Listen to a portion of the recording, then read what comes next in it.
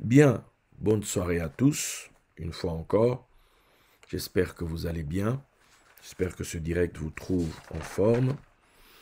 Euh, Avant d'aller plus loin, donc dans le message, j'aimerais dédier ce message pour l'élévation de l'âme d'une servante de Dieu, l'épouse d'un de nos aînés dans la ville, qui nous a quittés hier, la servante de Dieu Charlotte Mbayo, Nyota. Euh, voilà, ça a été, elle a traversé des moments très difficiles. Et là, bon, voilà, il a plu au Seigneur de qu'elle puisse quitter ce domaine afin de s'envoler, j'allais dire, pour d'autres aventures, dans le repos de Dieu, comme on l'appelle communément. Vraiment, c'est pour l'élévation de son âme, puisse le chemin s'ouvrir devant elle. Elle qui a servi le Seigneur devant nos yeux avec beaucoup de, comment dire, d'implication, de don de soi. Et voilà, c'était une grande sœur que nous apprécions, que nous aimions. Voilà, ça c'est une chose. Donc, euh, pourquoi je fais ce direct aujourd'hui? Une simple raison, parce que bibliquement parlant, nous sommes le 10 Eshvan. Le 10 Eshvan, c'est selon la Bible le jour où Noé, avec sa femme, ses fils et les femmes de ses fils, entrent dans l'arche. Voilà. Pardon. On a parlé pendant Sukkot, on a dit plein de choses. Voilà, il y a eu des directs dernièrement, etc., etc. Voilà. La date, s'il y a une date, si on doit, voilà, fixer les choses, c'est aujourd'hui, le jour de l'entrée, hein, de Noé dans l'arche. Voilà. Or, nous savons que Noé, c'est le soleil. Okay. Noé symbolise le soleil. Ils sont 8 hein, pour le coup, donc c'est 1 plus 7. Donc c'est le soleil plus ces 7 rayons. Voilà. Donc le soleil entre dans l'obscurité, on va dire ça comme ça. Le soleil entre dans sa phase, quitte le 7 pour entrer dans le 5, dans les 5 mois obscurs. D'ailleurs, nous le savons, la fête de Samin, c'est là au mois de novembre, là, c'est le 1er novembre, avec Halloween et compagnie. C'est là, voilà. C'est officiellement, on peut donc dire, là on est quand? On est le 25, voilà, dans quelques jours. Donc on peut donc dire que les 5 mois d'obscurité commencent. Or, les 5 mois d'obscurité, c'est lié à quoi? C'est lié à l'aspect matériel. C'est la dimension matérielle. Ok? Donc, ça nous fait penser à Samson qui, avec ses 7 tresses, voilà, qui entre chez Dalila, Dalila à la porte de la nuit, Dalet Laïl, ok, où il va perdre ses 7 tresses, ça va être coupé. Et là-bas, c'est la rencontre avec les 5 princes des Philistins, symbolisant ici les 5 mois d'obscurité, mais ils viennent avec des caisses d'argent. Voilà, donc c'est la dimension matérielle qui prend le pas maintenant par rapport à cette dimension très élevée, la dimension de la spiritualité. Ok, parce que je vous ai dit une fois dans un enseignement il y a longtemps que Elion, c'est Elion, on sait que c'est le très haut, mais c'est aussi le nom lié à la dimension de Dieu qui gère tous les secrets. Voilà. Donc, le très haut, plus tu montes, plus tu te détaches de la matérialité, plus tu entres dans la spiritualité. Plus tu montes, on sait qu'il y a 7 cieux, etc. Donc, il monte, il monte, il monte. Donc, tu vas découvrir des réalités, des choses qui n'ont pas été données aux hommes de la terre, comme ça, adamiques, de comprendre, de connaître. Dans la dimension très haut, la dimension, le soleil qui monte, c'est une dimension véritablement où on spiritualise, où on perce le voile, où, selon qu'il est dit, hein, l'homme charnel ne comprend pas les choses de l'esprit. C'est une folie pour lui. Ça, voilà, parce que tout simplement que dans la dimension très haut. C'est comme Abraham, il est dans la dimension très haut quand il rencontre Melchisédek. Donc, Melchisédek va proclamer des paroles et derrière, Abraham va recevoir des paroles du Seigneur et compagnie. Mais on voit bien qu'il y a tout un parcours et c'est la 24e année, la 24e année, puisqu'on dit qu'Abraham a été appelé à 75 ans. Donc quand il a 99 ans, c'est là maintenant qu'il y a la visitation où il a le nom de Shaddai qui lui est révélé. Je suis le Dieu Tout-Puissant. Je suis El Shaddai. El Shaddai, donc le Dieu Tout-Puissant, mais Shaddai même. Shaddai, quand tu l'écris, ça peut signifier aussi, on peut lire aussi les saints. C'est-à-dire saints, saints, les saints, hein, voilà, les mamelles. Mamelles au pluriel. Ok. Je vous avais montré une fois ici les images de la déesse Diane. De la déesse Diane, des fers et compagnie. À l'époque, là, quand on dit la grande Diane. Voilà. Comment on la présente? On l'a présentée avec plein de saints. Plein de saints. Ok?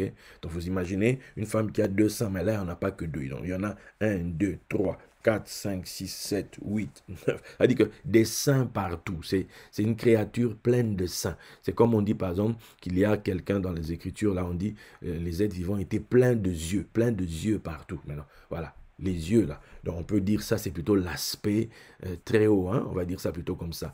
On va plutôt dire ça comme ça. Bon, parce que les yeux, c'est aussi lié aux rayons du soleil, etc. Voilà, hein, on va en toucher ça tout à l'heure un peu. Mais l'aspect maintenant, là, c'est ce que je viens de dire avec les yeux, tout ça, c'est l'aspect spirituel. Bon, mais maintenant, tu as maintenant l'aspect, les saints, plein de saints. Tu imagines plein de yeux, et puis tu imagines d'un côté plein de saints. Voilà, plein de saints, on va appeler ça la puissance matérialisante à fond, la puissance d'El Shaddai. Ok? Donc, c'est au bout de 24 ans qu'il rencontre El Shaddai. C'est au bout de 24 ans qu'il a maintenant cette dimension qui va matérialiser ce qui lui a été annoncé, qui va matérialiser ce qui lui a été dit, qui va matérialiser la promesse. Donc maintenant, nous avons ici, Noé entra dans l'arche. L'arche en hébreu, c'est Théba. Théba, ok? Théba, déjà quand tu écris Théba, en sens inverse, ça te donne Habat. Habat, c'est la fille. Donc on comprend ici que l'arche,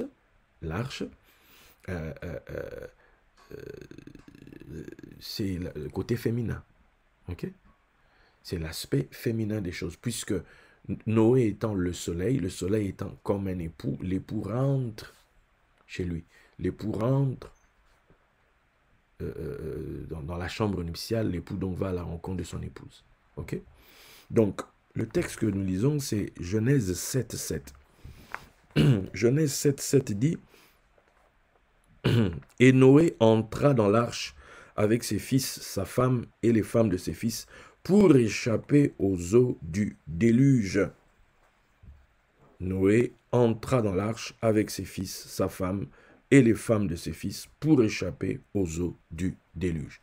Tout ça commence par Noé entra dans l'arche. Il entra dans l'arche. Dans cette chose que Dieu a construite. C'est cette structure que Dieu a mise en place. Par son enseignement. Par l'instruction. Pourquoi? Pour que quand les flots arriveront, tu vois qu'on dit une vague, attachez-vous. Hein? Les gens s'attachent, le bateau, tout ça, on voit dans les films, et le bateau, tout ça, pour que tu ne sois pas éjecté.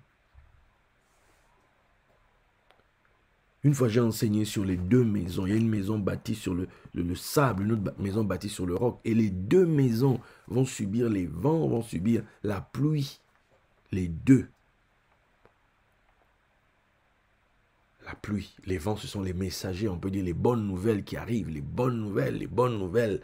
Oh là là, vraiment telle chose, oh là là, telle chose, oh là là, vraiment, on est maintenant, c'est les vents, les messagers de Dieu qui nous apportent la bonne nouvelle. Et puis là, la pluie, l'abondance, la richesse, voilà, ça c'est cool. Et celui qui était fondé sur le sable, tout s'effrite.